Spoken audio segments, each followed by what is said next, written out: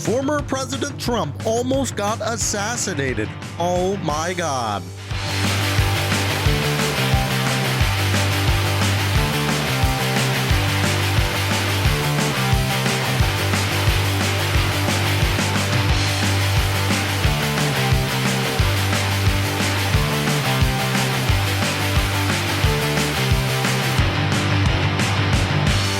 I want to start off this episode by saying that political violence, no matter if you like the candidate, you don't like the candidate, you don't stand for their beliefs, or you do, no matter who it is, violence against people is not tolerable. It is not tolerable no matter what side you're on, left, right, center, middle, far right, far left. Whatever side you're on, it is not tolerable. So I'm just saying this right now, political violence is not okay. And after we've seen the events unfold this week, on July 13th of 2024, during a rally in Butler, Pennsylvania, former President Donald Trump survived an assassination attempt. The shooter, identified as Thomas Matthew Crooks, opened a fire from a rooftop, injuring Trump and two others, and killing one rally-goer. The Secret Service and FBI are investigating the incident, focusing on security lapses and the shooter's motive. I wanted to take a moment to give some airtime to President Donald Trump to talk a little bit about his experience in this attempted assassination and give you a little bit of context during his RNC speech that just took place yesterday night. Take a listen. Let me begin this evening by expressing my gratitude to the American people for your outpouring of love and support following the assassination attempt at my rally on Saturday.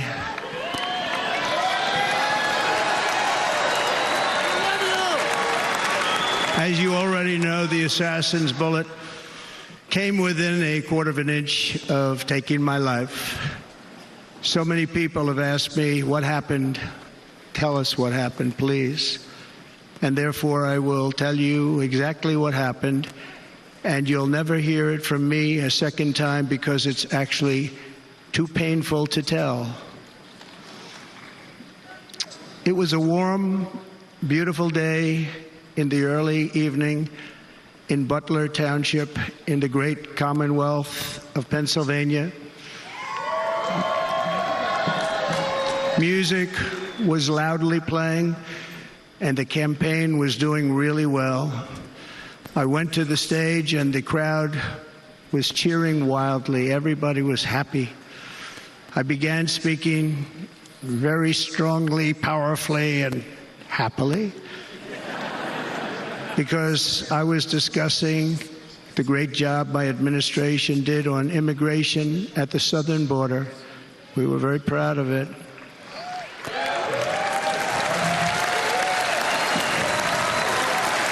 Behind me and to the right was a large screen that was displaying a chart of border crossings under my leadership.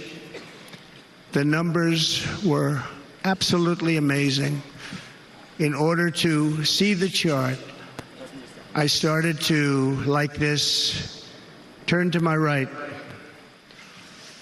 and was ready to begin a little bit further turn, which I'm very lucky I didn't do, when I heard a loud whizzing sound and felt something hit me really, really hard on my right ear. I said to myself, wow, what was that? It can only be a bullet. And moved my right hand to my ear, brought it down. My hand was covered with blood, just absolutely blood all over the place. I immediately knew it was very serious, that we were under attack, and in one movement proceeded to drop to the ground. Bullets were continuing to fly as very brave Secret Service agents rushed to the stage, and they really did. They rushed to the stage.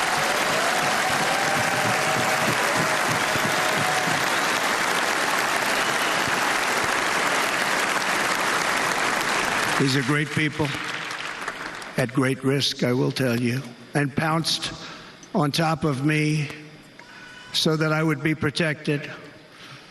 There was blood pouring everywhere, and yet, in a certain way, I felt very safe because I had God on my side. I felt that.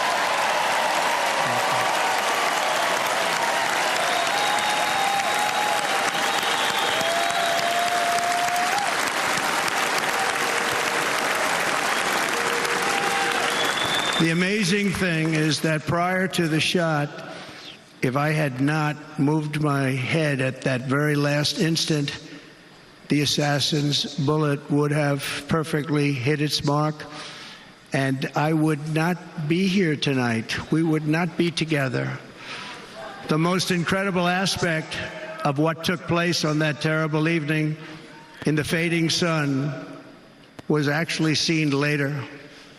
In almost all cases, as you probably know, and when even a single bullet is fired, just a single bullet, and we had many bullets that were being fired, crowds run for the exits or stampede, but not in this case. It's very unusual.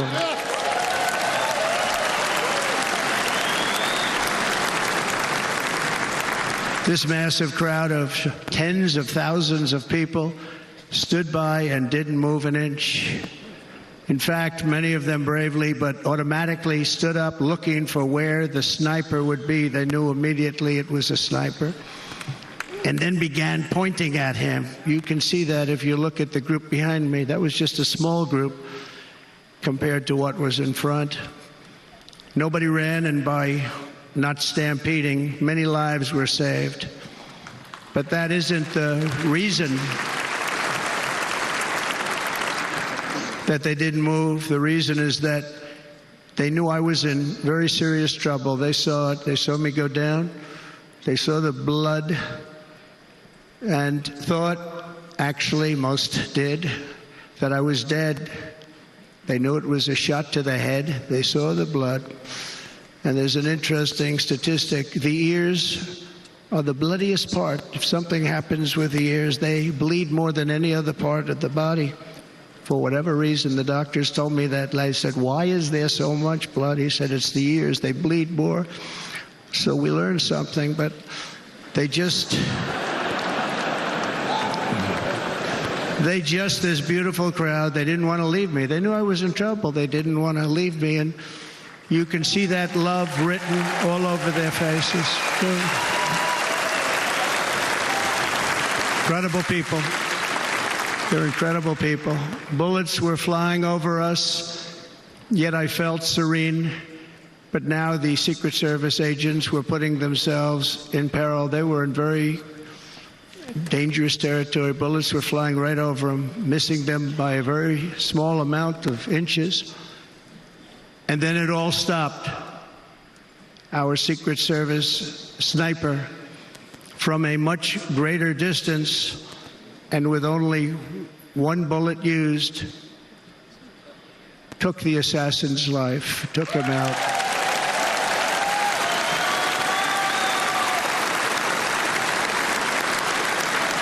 I'm not supposed to be here tonight. Not supposed to be here. Yes, you are. Yes, you are. Yeah.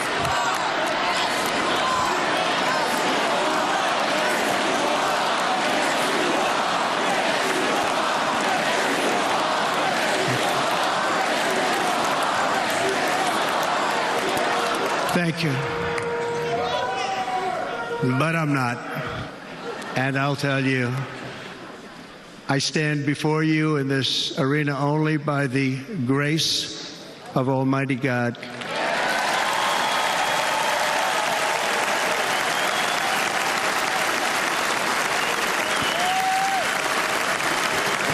In watching the reports over the last few days, many people say it was a providential moment. Probably was. When I rose, surrounded by Secret Service, the crowd was confused because they thought I was dead, and there was great, great sorrow. I could see that on their faces as I looked out. They didn't know I was looking out. They thought it was over. but I could see it, and I wanted to do something to let him know I was okay. I raised my right arm, looked at the thousands and thousands of people that were breathlessly waiting, and started shouting, "Fight, fight, fight."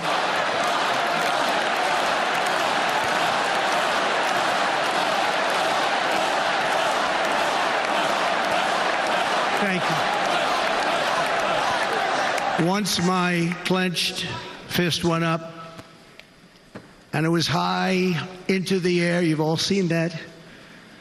The crowd realized I was okay and roared with pride for our country like no crowd I have ever heard before.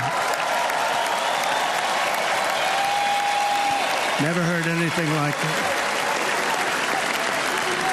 For the rest of my life, I will be grateful for the love shown by that giant audience of patriots that stood bravely on that fateful evening in Pennsylvania.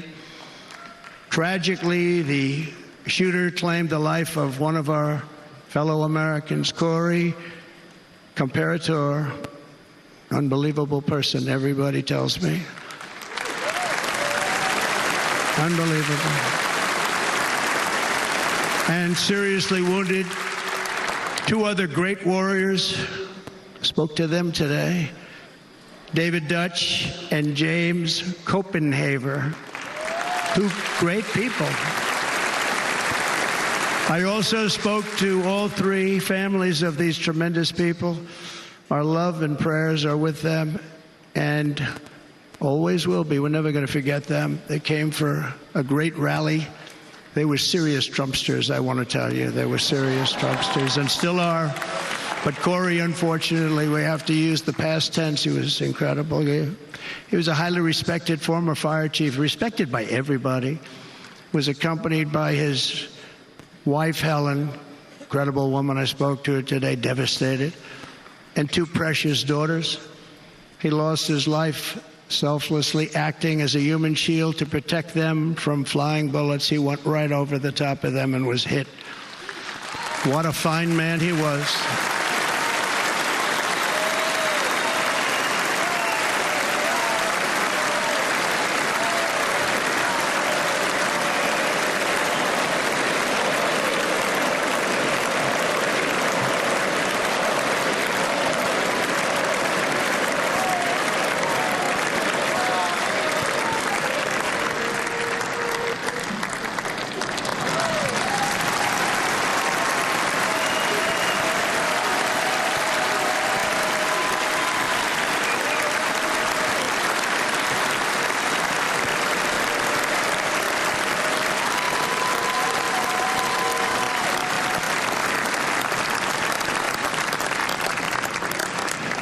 I want to thank the fire department and the family for sending his helmet, his outfit, and it was just something, and they're going to do something very special when they get it. But we did something which cannot match what happened, not even close.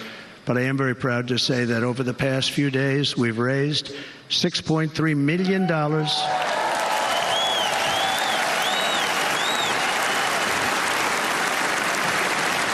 for the families of David, James, and Corey, including from a friend of mine just called up. He sent me a check right here. I just got it.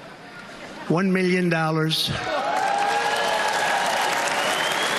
from Dan Newland. Thank you, Dan.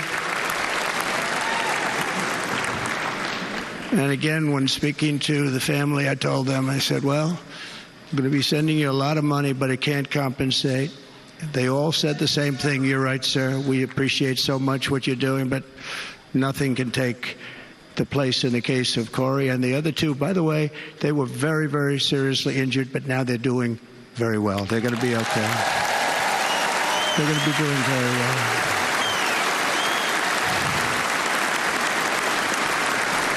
They're warriors. So now I ask that we observe a moment of silence in honor of our friend Corey. Corey was 50 years old, and he worked as a project and tooling engineer. was an Army reservist and spent many years as a volunteer firefighter after serving as chief. Unfortunately, he was struck by a bullet that day at the rally instead of Donald Trump. So he actually lunged over his children and his wife to save their lives. He basically literally was a hero. He took the bullet for them to help them survive. Now, a 3D visualization of the incident showed just how close Trump was to a fatal injury. The bullet's trajectory was altered by a slight head movement Trump made just before the shot was fired. This small movement likely saved his life, as the bullet would have otherwise struck a more critical area. The incident has been widely covered in the media, with many highlighting the miraculous nature of Trump's survival. The FBI continues to investigate the motive behind this attack, but I think as an American public and American people and citizens of this great country, we can all come together and say, him shouting "fight" 3 times, raising his fist before being led away, was the most iconic and badass moment in American history right now. I mean, the fact that we got to live through this and see a former president nearly get assassinated, survive, put up his fist, yell "fight" 3 times, and was able to come through this, and then go right back onto his regular schedule and attend the Republican National Convention. That is incredible. And quite frankly, I gotta say, while all this is happening with Trump, right? He had a stellar debate performance. Biden did horrible at that debate. Now, post all of that, you have a situation where Trump nearly got assassinated. He showed how strong he is and resilient he is.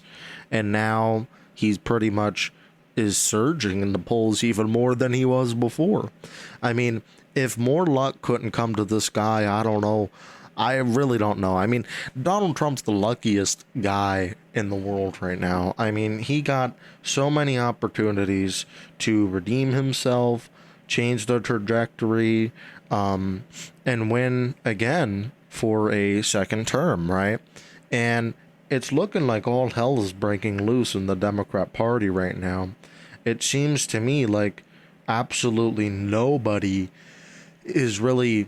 Well, nobody in the Democrat Party, like donors and all the elites, want Biden to continue to run, right? And the reason I held off on filming this episode until exactly Friday is because I didn't know if we'd be getting some breaking news about Biden dropping out of the race or not, because there's been a lot of speculation over on X from like insider sources and donors, and then now all of a sudden the campaign's coming out again and saying, hey, Biden's resuming campaigning next week, he's not giving up now.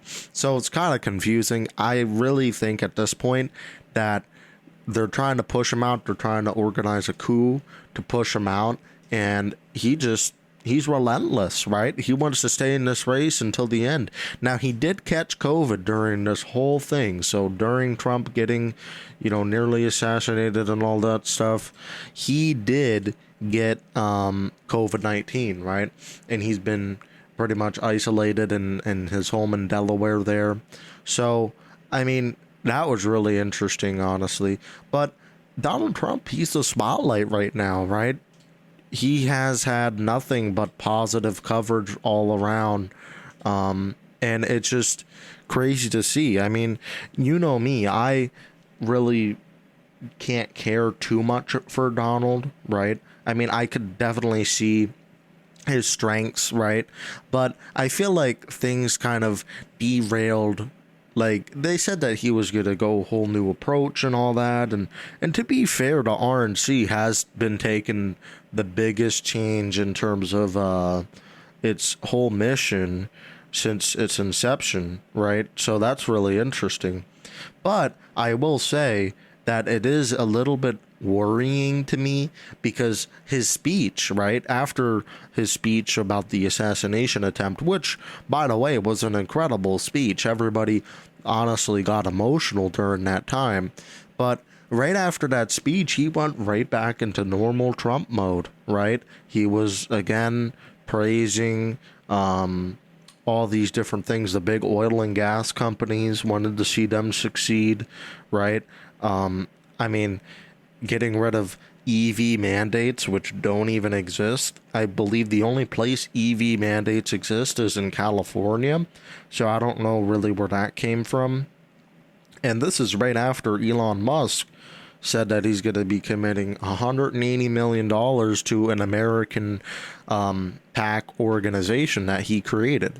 So, and apparently this PAC is going to help Donald Trump with ads and stuff. So you really got to ask yourself, like, what's going on here? EVs, right? I mean, we've all known Donald, he doesn't like EVs, right?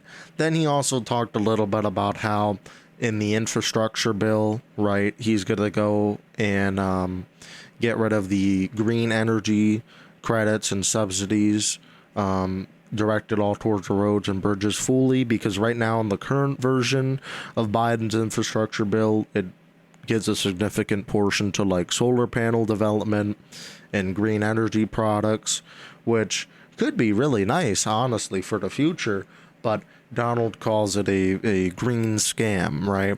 So, you know, there's a lot of incidents like that kind of derail things. He did spew a few lies during his speech, and quite frankly, I was a little disappointed. He went a little bit way too long in his speech. He should have kind of stopped that whole conversation, right? After kind of talking a little bit about what they're going to do, then he should have just been like done. But he did go off script a lot. He kind of started talking about the election being stolen, which up until literally the whole RNC convention, I believe, not a single speaker, I might be wrong, maybe there was one or two, but most of the speakers did not go on stage and say the 2020 election was stolen, right? Because the RNC fully came together and was like, hey, we need to clean up our party a little bit, get rid of these conspiracy theories, right? And then, of course, the leader of the Republican Party, when it was his time to speak, he had a spew about the election lies, which is kind of, you know, a little scary, right? I mean, there was a lot of things that could have been done differently. Trump did say that there was record inflation under Biden, which is false. The current inflation is only 3%. Now, the record high inflation was in 1920. It was 23.7%. So that's something worth noting, I guess. You know, there was a lot of different things that he kind of said that wasn't fully kosher, I guess you could say, right? I mean, of course, a lot of it is exaggeration. He's not wrong in all of the segments. Like, yes, gas prices are higher than they were. Yes, inflation is still an issue for Americans. I feel like going on, I guess the part that really bothers me is when you go on stage and you say that World War III is upon us, right? And we're about to undergo a war and all this stuff, right? I feel like this is just fear mongering. I don't think World War III is even close. I don't even think that will happen. I mean, obviously you could have your own opinion about that, but that kind of concerns me, you know, that rhetoric a little bit, I will say. But, you know, about the RNC, because that's what we're talking about here. I mean, his speech in the beginning, it was very strong and powerful. I will tell you that much. It was, he came out there on the stage. He sounded fresh and new and emboldened. And he was, honestly, he did bring moderates to the table, right? So people who are in the center who usually lean more Republican, he kind of secured their vote, I would say. And after the events that completely unfolded recently, you know, they did take it as an opportunity to clean up his image. But like I said, you know, it's a little bit difficult because people, they still can't rid that taste in their mouth. And I always told Republican voters this. My parents are Republican voters, which is great, honestly. I mean, if that's who they want to vote for, that's great. And personally, I'm not even a Democrat voter, right? So I'm not even going to be voting for Joe Biden this time around. But I will say this, right? Republicans, they're getting a little bit too comfortable with this streak, right? The streak of good luck. And yeah, Biden is extremely weak right now, right? Biden put himself in a horrible position, and his White House staff really hasn't been doing a good job kind of orchestrating things. I mean, Biden's kind of fallen apart, right? He's doesn't know how to speak properly. He can't get on stage when appropriate, right? And there's just a lot of different things here that are kind of unfortunate, right? And it just kind of all plays in together in this whole puzzle, right? It's sad to see. But I will say, if the Democrats do end up getting Biden out, because I refuse to believe that the Democrats during the Democratic National Convention is going to all come together and vote for him. I feel like they're going to do an open convention, and if they do that, they will probably pick a new candidate. Now, if they pick a new candidate, other than Harris, I would say, because Harris, I don't feel like she really is going to be a compelling choice. I mean, up until now, you still haven't heard anything from her really, in terms of like campaigning, right? I mean, she does small events, but that's about it. So I would say the enthusiasm in the Democrat Party is kind of dead right now, right? Nobody's kind of united and together in the Democrat Party. I feel like they have to. Right now, it's a worst case scenario. I mean, Chuck Schumer, Senate Majority Leader, and then Nancy Pelosi, former Speaker of the House, they both think that Biden should drop out, and that's the telltale sign, because those two people, they run the back door of the Democrat Party, really. And if they think Biden shouldn't be in the race, then they're gonna go ahead and say that. Now, they haven't said it proudly and publicly, but they have said it in private, right? So I will say this: it's pretty crazy to see all this unfold. This is the most crazy, like, political scene that we've seen in years, okay? I mean, I don't even think it's been this intense in a long time, right?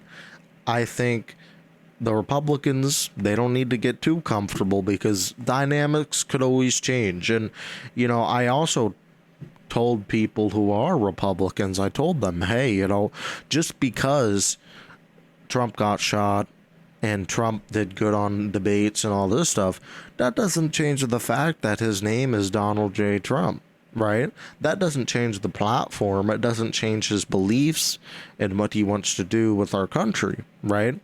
That does not change. And I feel like in the minds of some voters, that doesn't change either. I mean, I cannot think of a voter who was like, hey, I'm going to vote for Biden, and then Trump got shot and now they're going to vote for Trump. I just don't see that as being a real possibility. I mean, if you're the type of person who's going to vote for Biden, you're voting for him based on his record and based on his achievements in his presidency so far. So that's who you're voting for, right? You're not voting for Trump just because, right? Now, I will say Trump has really shown himself a human side to him, right? He's been involving his grandkids more. I thought Kai Trump speaking, I've never saw Kai before publicly speak. I think she did a brilliant job during her speech. She seems very great and like a great person. And I think these types of appearances from like close family members, even Melania Trump was there for the first time. I mean, Melania didn't want anything to do with his campaign, but she did participate this time, and it's really interesting to see all this, right? It's kind of like they're humanizing him more, and it's quite frankly working. I mean, I could see a situation where like I said, moderates and stuff, they love this and they're going to go all in. Now, right now, though, I will say it is hard. If you're a Democrat, it's hard to say, hey, I'm voting for Biden Harris. It's hard to go on that ballot and sign that name because you see how the administration is playing out. I don't think anybody likes that ticket, right? I don't think any Democrat likes that ticket right now. It looks incredibly weak. That's just how it is. I mean, quite frankly, if Trump were in office right now, I feel like we'd be in a much better world position than we currently are, right? So it's one of those situations where you got to figure out, like, what is your priorities, what's not your priorities, etc. It's kind of a scary situation too. Kind of just thinking about what's next, right? If all this stuff could happen, what's next? I mean, I don't want to think about what's next or the what ifs, because then that makes you kind of overthink a little bit. But yeah, I think there's a lot of stuff here that really needs to be uncovered and peeled back a little bit. So, now I wanted to move on to another subject right after a message from our sponsor. I didn't want to put the sponsor segment too close to the first segment because, for obvious reasons, with Donald Trump there. But, these are my thoughts. I think political violence is not okay, no matter what. I think Trump definitely displayed his strength. That was badass. The way he handled it, that was great. And as an American, makes me proud to see things go that way. I mean, if he did get assassinated, that would look so bad on America's behalf. I don't care what you think about Trump. That would make America look so weak. It would make us look more weakened than we currently are. And I'm not sure we could stoop much farther. So, here's a message from Empower United. And after that, we're going to talk a little bit about good old JD Vance, Trump's political pick for vice president. Discover Empower United, a beacon of hope and empowerment for LGBTQ+ youth. We are dedicated to providing the support, advocacy, and resources necessary to uplift and inspire our community. Our mission is to create a world where every LGBTQ+ young person feels valued, accepted, and empowered to reach their full potential. At Empower United, we offer a variety of programs and services designed to address the unique challenges faced by LGBTQ+ youth. We need your help to continue our vital work. By donating as little as $5, you can make a significant impact on the lives of LGBTQ+ youth. Visit empowerunited.org today to learn more about our programs and to make your donation.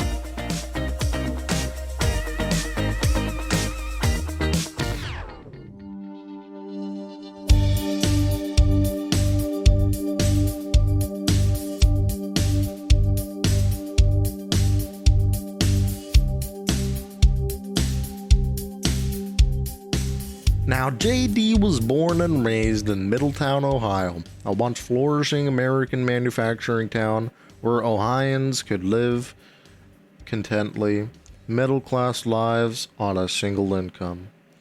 Over time, many of these good jobs disappeared, and JD's family suffered effects along with many others. Turbulence was common at home and at school.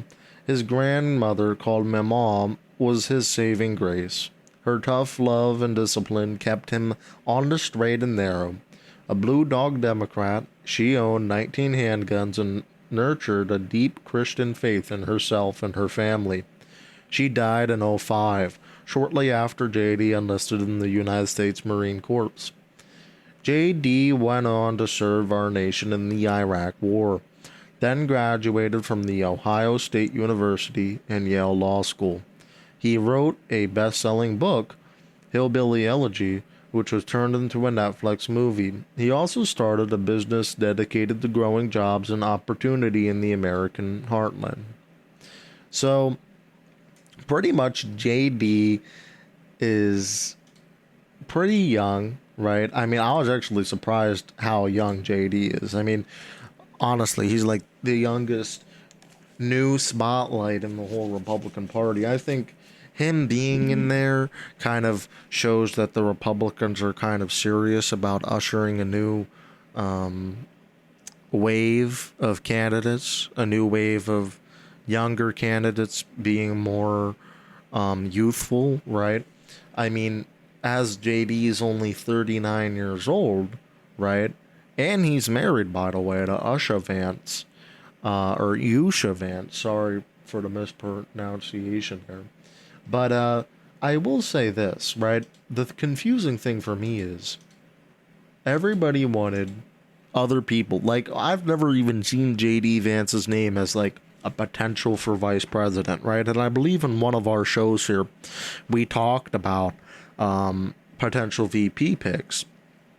And JD Vance never came up in that list, right? And I'm not saying that's a bad thing. I'm just saying that, you know, I feel like Trump was like, hey, let me pick someone who the press doesn't speculate me picking. And kind of just throwing from a left field, right? You know, randomly. So that's kind of what Trump did, you know, to confuse everybody. I feel like, I mean, you know, his moves. It's typical Trump, really. But does JD add any value to the ticket? Does he bring in more voters? I don't think so, honestly. I mean, you could obviously let me know, speakpipe.com/political send in your 90-second voice clip. But I'll tell you right now, I really don't see it. I don't see a world where JD is going to bring in a crazy amount of voters. I mean, it's possible he could bring in some here and there, like a few thousand voters, maybe 10,000, 20,000 voters. I mean, I guess these days that's really all you need to win, right? But I don't think he could be bringing in the hundreds of thousands of voters that he desperately needs to add to his ticket. Now, I know I just said desperately needs, right? Does Trump really desperately need it after the amazing amount of luck he's recently had and the amazing amount of support? I mean, hell, Mark Zuckerberg. You know Mark Zuckerberg, right? He's a CEO of Meta, the founder of Facebook and Instagram and all these platforms. I don't know if he's the founder of Instagram. I take that back. I think he acquired it. But all that aside, right? Mark Zuckerberg is literally like saying that Donald Trump's move was badass, which I agree, it was badass. But I'm just saying, you know, this is a guy who once banned all Donald Trump information from his platform, banned his pages, right? Suppressed the reach. A lot of people on Facebook who are Republican weren't able to post anymore or get as far reach whenever they posted about Donald Trump. And now this is all reversing, right? I mean, Donald Trump is actually quite literally getting uncanceled. I mean, hell, Twitch.tv today, an Amazon company, said that they are going to be unbanning his Twitch channel so he can continue to stream his rallies on Twitch. I mean, this is crazy stuff. I mean, he was completely canceled in 2020 after January 6th. And now he's being uncanceled and unsuppressed at a rate we've never seen before, quite frankly. And we're seeing people from all sides of the aisle kind of come together. But JD Vance, we're not really hearing much about him. He's more so just there, you know, on the sidelines. If something happened to Trump, he would take over. What would JD even do, though, while Trump's in office, right? I mean, I think we know typically that vice presidents don't really do too much. They're kind of just there to do some speeches, maybe some wellness things, right? Now, sometimes the president could assign the vice president, hey, here's something you need to do. Like Biden did for Kamala Harris, and did she listen? No, she didn't. Biden told Kamala to go to the southern border. Did Kamala go to the southern border? No, she didn't. So, you know, that's something to keep note of, I guess. But that was pretty crazy, that pick. And, you know, I didn't see it coming, really. I thought it would be Vivek, Tim Scott, someone like that. I mean, get some diversity in your ticket here, right? I mean, it even disappointed me a little bit, and not to go back to the RNC, right? But, you know, there wasn't a lot of diversity in the crowd or in the speakers. A lot of it seemed to appeal to your regular white, southern, basic, right? Pick, right? Your basic audience, right? That the Republicans are kind of known for. I mean, in a Republican convention, you're going to see way more diversity, or in a Democrat convention, you're going to see way more diversity than you do in a Republican convention. So, I mean, sure, that's a small thing there. I mean, obviously, not everybody in that building is representative of the whole party, but I'm just saying, you know, it's a little worrying, right? Are we going to have a lot of redneck hillbillies, right? Now, we already do in the Republican base, but, you know, is that going to surge even further, right? I mean, does Trump really need those votes? I think he needs the votes of more diverse audiences, not just the current voters who he already has. I mean, all it does is just solidify him with the current voters. Now, to moderates and independents and stuff, they might look at this, hey, you know, JD's young, he's intelligent, he's bright, he has a long political future ahead of him, which I would agree with. And, you know, hey, this guy, he's the next generation of the Republican Party, right? And when you look at it like that, yeah, not a bad pick. But, it really depends what you're trying to achieve. I don't know what Trump was trying to achieve, quite frankly. He hasn't really said anything publicly, like why he picked JD, right? He's kind of just like, hey, welcome. How are you doing, right? Now, I'll tell you one thing, right? Elon, right, had a say in who Donald to be picking as VP. Isn't that shocking? I mean, I didn't think it would go that route, but I guess it makes sense now that Elon's donating $45 million a month to a PAC that supports Trump. So, I mean, if you think about it that way, it's like, maybe the donors had a little bit of say here. Hey, pick JD, pick XYZ, pick this guy, right? This is how all presidential campaigns work. None of it is based on actual merit and skills and what you can actually do, right? Like, Ben Carson, housing and urban development in the Trump administration, he literally was a doctor, okay? A neuroscientist, right? And I just struggle to see, like, what does a neuroscientist have to do with housing and urban development? Then I'm like, well, you know what? I think it's the donor class that is like, hey, I want Dr. Ben Carson in this position. And that makes about sense. I mean, look at Biden's administration. All you really got to do, and it doesn't take that much work. You can easily debunk this right now. Look in Biden's administration. List out all of his cabinet members and everybody in his administration. I bet you'd find more than half of them have a position in another company, or they're on a board somewhere.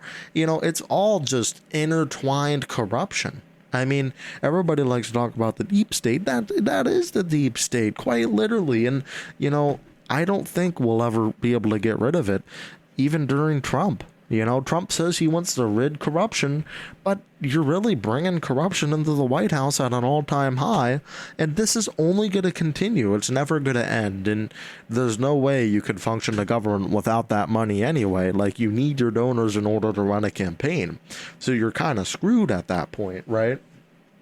So, I don't know. It's just... It's crazy, right? I feel like once we get a little bit closer to the elections, we'll see a little bit more here and there. But I'm not here to, like, give you my exact, you know, well, this is what you should do, this is what you should believe. because that's not the type of show this is. More so to kind of break things down, figure out things, right? What all's going on here. Let's figure it out. So, I want to turn the tides to a different story, which is currently breaking right now. So, today, Friday, the filming of this episode, an update by cybersecurity firm CrowdStrike led to a major IT outage, impacting businesses around the world. CrowdStrike told NBC that it is in the process of rolling back the update that caused the issue. It later said a fix for the defect had been deployed. CrowdStrike is actively working with customers impacted by a defect found in a single content update for Windows hosts. Mac and Linux hosts are not impacted, CEO George Kurtz said in a statement on X. This is not a security incident or a cyber attack. The issue has been identified and isolated, and a fix has been deployed. He added that customers should refer to the support portal for the latest updates. Airlines, hospitals, and financial services firms were among the many businesses affected. American Airlines, which describes itself as the world's largest, said a technology issue was affecting multiple carriers, including American, which the Dutch arm of the Air France KLM said it has been forced to suspend most of its operations. In Great Britain, the Royal Surrey Hospital declared a critical incident and had to temporarily suspend radiography treatment. The National Health Service in England, meanwhile, said it was experiencing disruptions in the majority of doctors' practices. Banks and financial companies around the world have reported issues, with German insurance giant Allianz saying it was experiencing a major outage that is impacting employees' ability to log into their computers. It impacts multiple companies besides Allianz. NBC Universal is also being affected by the CrowdStrike outage. This is completely unprecedented, and the fact that there's this blue screen of death, which I've seen multiple times, by the way. It's kind of like the sad face that says, oh no, something happened, right? It's not actually Windows, though, that is the issue. It's related to a faulty or bad update. So basically, one of the drivers from CrowdStrike, which apparently CrowdStrike is like an antivirus for enterprise companies, right? And it goes right into the kernel of your computer, right? The shell. And it runs directly into the code above your operating system operations. And there was a corrupted issue or some type of bad part of this new update that they pushed out Friday morning that basically just blue screened all these computers, and now they're on a blue boot root, right? And they cannot be manually updated remotely. It has to be solved manually, endpoint by endpoint. I feel bad for IT people right now who work in the IT industry. I mean, they're going to be pulling all-nighters and working all weekend overtime, honestly, to go to every single computer. I mean, some companies have like 30,000 employees, okay? That's 30,000 computers that need to be manually fixed one by one. Like, I cannot imagine the type of stuff that they need to do now in order to fix this. I mean, that's just insane to me, honestly. But I will say that this whole situation really sheds light on all the different providers who really, truly run a lot of the world that we might not think of, right, behind the scenes. Kind of like you might have, CrowdStrike and stuff like that on the back end doing all this different stuff. But Apple users, of course, completely unaffected. They're happy. If you're an Apple user, you're happy, right?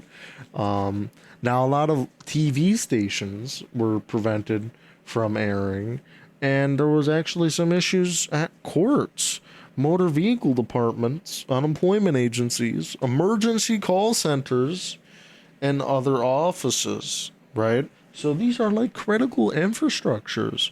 Now, they even had to suspend some patient visits and cancel some surgeries at some hospitals. So people are literally dying. I mean, I don't know yet if, someone actually died officially because of this, but it's crazy. Even in Times Square, the big screens in Times Square were blue screen of deathing. Like, this is crazy stuff, right? And I believe what does it say here? Allison Ballous said her 73-year-old father's heart surgery in Kentucky was canceled Friday morning because of the tech outage, leaving her family scared and worried. It really does make you realize how much we rely on technology and how scary it is. True, I mean, we rely on technology more than we ever have before at an unprecedented rate, and there's no checks or checking to make sure everything's okay, right? Now thousands and thousands of air travel was delayed, a lot of things grounded, a lot of flights grounded. I mean, there's a map I saw that all the planes were just grounded. So, that's kind of scary to look at, right? All this stuff happening. But I gotta say, CrowdStrike is probably never going to be trusted again. Elon Musk said that CrowdStrike has been removed from all of the company's computers completely. And they're only going to be focusing on internal stuff, which I completely agree with. I mean, a lot of these companies gotten comfortable with outsourcing different sources to do this and do that, like Cloudflare and all these different parts of the puzzle of their system. Why not just develop the same stuff in-house? Why rely on a third party? Sure, it's cheaper, but in the grand scheme of things, right, billions of dollars was just lost today in the economy because of this situation. And this caused billions of dollars of damage to the economy as a whole. So, got to look at things that way, broader perspective, very important. But now I wanted to wrap up this episode by saying, make sure to follow me over at Maddie Unhinged on all social media platforms. I'm on X, Instagram, Reels, Discord, lots of platforms. And remember, like and share the show to your family and friends. Let me know what you thought.